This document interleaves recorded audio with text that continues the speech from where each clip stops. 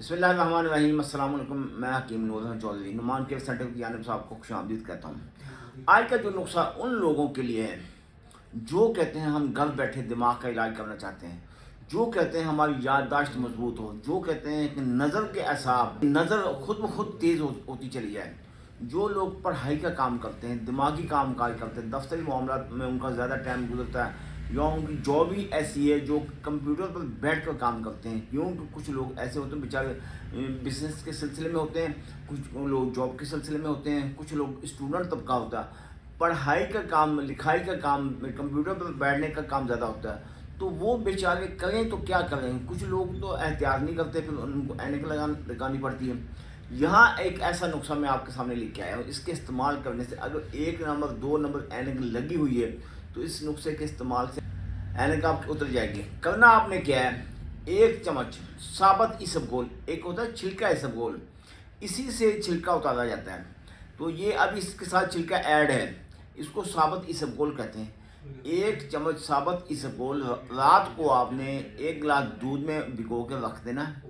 सुबह जब आप देखेंगे दूध आपका जम चुका होगा, उसमें 1 गिलास और दूध मज़ीद ऐड कर देंगे, वो आपका दूध का शेक बन जाएगा, 2 गिलास बन जाएगा। सुबह खाली पेट आपने इसका इस्तेमाल करना है। इसके आपको 2 फ़ायदे मिलेंगे। एक तो दिमागी जितने भी मामलात, नज़र के मामलात, दिमागी याददाश्त का हाफजा कमज़ोर है, नज़र दिन ब दिन कमज़ोर होती चली जा रही है, दिमाग के असाब कमज़ोर होते चले जा रहे हैं, ये तो हो गया। फिर इसके साथ इजाफी आपको बेनिफिट क्या मिलेगा, मैदे की जुमला नकायत ख़त्म होगी, ग़िज़ा टाइम पर हज़म होगी, ग़िज़ा जुज़्व बदन बनेगी, और साथ साथ जिस वक्त मैदे का निज़ाम बेहतर होगा तो मनी आपकी गाढ़ी होगी। मनी जो आपकी पेशाब करने से पहले, पेशाब करने के बाद लेसदार रतूबत खारिज होती है, तो इन अलामात से भी आपको निजात मिलेगी।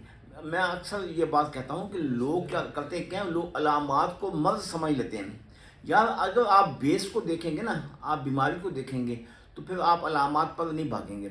अलामात का इलाज करना भाई आसान है, मगर उसमें नुकसान क्या है ये बात तो समझ लें। अलामात का इलाज करना तो आसान है, मगर उसका नुकसान ये, आप हमेशा ही मेडिसिन खाते रहेंगे। आप अलामात का इलाज करते रहेंगे, हमेशा ही मेडिसिन खाते रहेंगे। आप असल जड़ को देखें, असल वजह को देखें कि बीमारी कहाँ से पैदा हुई, उस जड़ को आप कंट्रोल करेंगे तो खुद ब खुद आपके हाथ में बीमारी आ जाएगी, आपका को इलाज करने में आसानी होगी।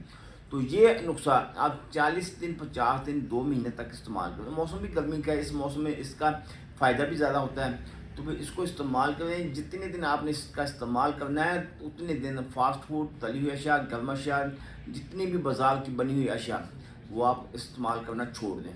फिर देखिएगा इसका आपको रिजल्ट कितना मिलता है। दुआ में याद रखिएगा। अल्लाह ताला आपको अपनी हिफ्ज़-ओ-मान में रखे। अल्लाह हाफ़िज़।